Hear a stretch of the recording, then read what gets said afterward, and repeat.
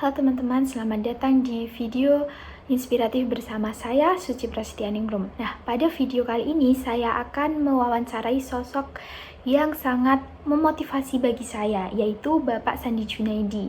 Beliau adalah seorang pekerja di perusahaan batu bata. Selain itu, beliau juga memiliki usaha sendiri, seperti coffee shop dan juga studio foto. Langsung saja, yuk kita kepoin cerita perjalanan sukses beliau pada video selanjutnya.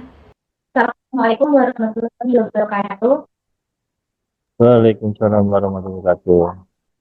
Selamat malam, Pak Sanji. Terima kasih banyak sudah meluangkan waktunya untuk hari ini.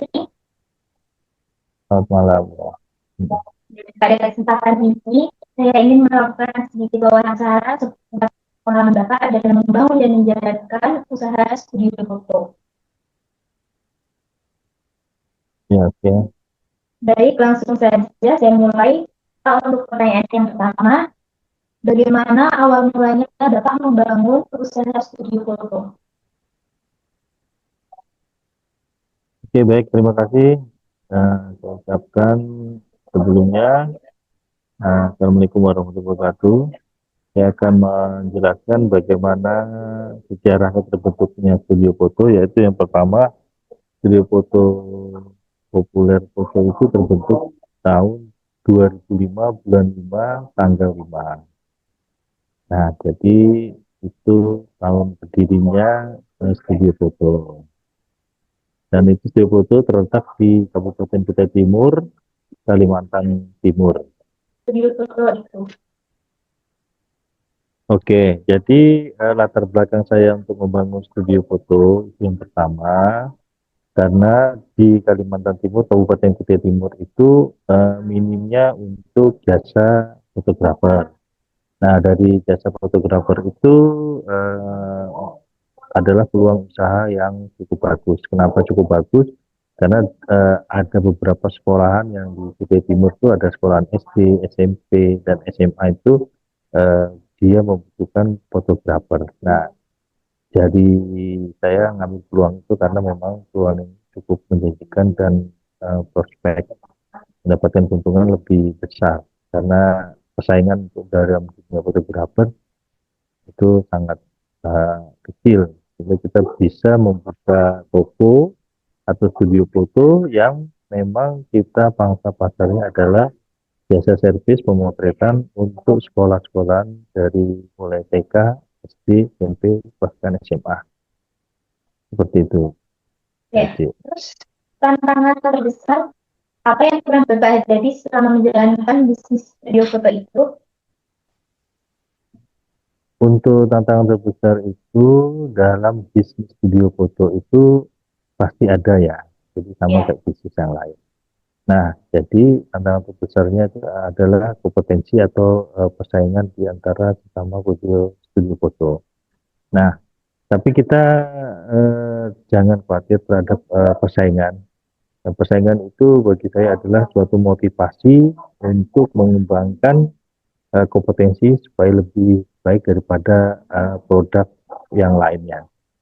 Nah, eh, untuk persaingannya kalau saya rasa itu bukan menjadi beban ataupun menjadi masalah bagi pelaku bisnis.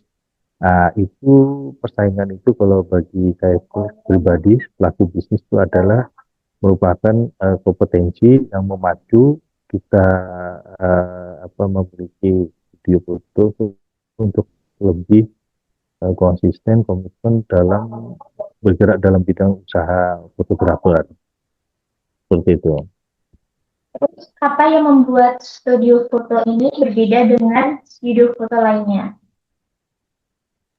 Oke, untuk yang membedakan studi foto ini berbeda dengan lainnya, tentu ada beberapa faktor. Yang pertama dari posisi tempat. Ya, posisi itu menentukan eh, eh, tempat orang bisa berinspirasi dan bisa foto itu dengan cepat, tepat, dan nyaman. Itu pertama posisi. Yang kedua fasilitas. Fasilitas yang diberikan kepada konsumen itu kita memiliki fasilitas yang bagus. Contoh dari sisi ruang tunggu, ruang pemotretan, terus kita memiliki strobok lampu yang bagus, pencahayaan yang bagus, di situ ada kenyamanan seorang ya, konsumen untuk bisa potret di tempat kami. Terus yang berikutnya adalah banyak background ataupun latar belakang foto yang kita punyai, sehingga mereka terasa nyaman, aman, dan privasi ya, dibanding dengan studio yang lain. Jadi kita harus melengkapi fasilitasnya sebenarnya itu dari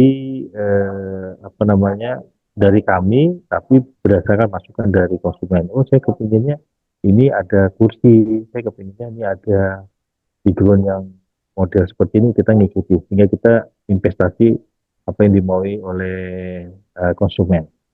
Apa yang membuat Bapak yakin akan bisnis ini menjadi passion sukses? Oke, kalau masalah keyakinan, kita harus yakin. Jadi dalam peluang bisnis itu, keyakinan itu adalah nomor satu. Setelah niat ya, jadi niat dulu baru yakin. Nah, jadi kita harus yakin 100% bahwasanya kita mau buka usaha itu didasari dengan keyakinan. Keyakinan itu didasari dengan pengetahuan, pengalaman, serta keahlian kita. Kalaupun hanya yakin tanpa didasari dengan ilmu atau eh, kita nggak punya keahlian, itu sama aja dengan sia-sia ya. Tapi dengan kita punya ilmu, keahlian, kita punya kompetensi yang bagus, itu saya rasa bisnis itu akan berkembang besar. Seperti itu. Terus bagaimana cara Bapak berkomunikasi dengan pelanggan agar mereka puas dan akan kembali ke studio foto Bapak? Oke, komunikasi yang saya lakukan terhadap konsumen itu sebenarnya simpel. Jadi sebenarnya komunikasi verbal yang harus kita sampaikan kepada konsumen itu yang pertama, satu, kita harus menyiapkan produk foto yang terbaik. Jadi contoh kita ada sesi pemotretan tuh biasanya di tempat lain itu hanya 1 kali, 2 kali, ya kan? Tapi kalau di tempat kami itu hanya 5 kali, tapi bayar sekali. Jadi kita kasih model lebih, tapi bayar sekali. Jadi kita bisa correction. Jadi namanya kita bermain di seni itu eh, antara keinginan kita sama konsumen itu berbeda. Tapi kebanyakan kita harus mengikuti konsumen. Jadi menurut kita fotonya itu bagus, belum tentu konsumen bisa menerima. Tapi kita hanya menyiapkan fasilitas saja, bahwasanya eh, kita kasih 5 potret atau 5 kali jepret, bahkan sampai 10 jepret, sehingga dapat hasil yang bagus, baru itu akan dibayar. Nah, itu adalah komunikasi yang bagus terhadap studi foto sama konsumen, sehingga konsumen itu puas. Dan kenapa puas? Karena dilayani apa yang menjadi keinginannya konsumen. Ini pengaruh kayak respon dari pelanggan yang udah datang itu pengaruh kepada usaha yang Bapak buat itu banyak apa tidak? Oh ya, berarti pengaruh konsumen yang sudah happy atau senang dengan jasa kita. Jadi kalau tanya pengaruh, ya memang sangat berpengaruh. Ketika konsumen itu senang dengan jasa kita, otomatis dia tidak akan bisa berpindah tempat lain. Karena kita memiliki satu komunikasi yang bagus. Yang kedua, kita kasih kebebasan dalam untuk explore dirinya, potret, segala macam. Terus yang ketiga adalah harga yang kompetitif. Jadi kita berikan fasilitas-fasilitas itu ke konsumen, sehingga konsumen itu happy dengan produk kita. Saya yakin dia tidak akan bisa pergi ke tempat lain atau studio lain, dia tetap ke tempat kita. Oke, baik. Seperti itu. Mungkin ya gitu Pak. Terima kasih banyak Pak Candi atas waktu dan cerita inspiratifnya. Ya, sama. Semoga usaha studio foto Bapak semakin sukses dan berkembang ke depannya. Sekali lagi terima kasih, sukses selalu untuk usahanya. Selamat malam Pak. Wassalamualaikum warahmatullahi wabarakatuh. Terima kasih. Ya. Waalaikumsalam warahmatullahi wabarakatuh.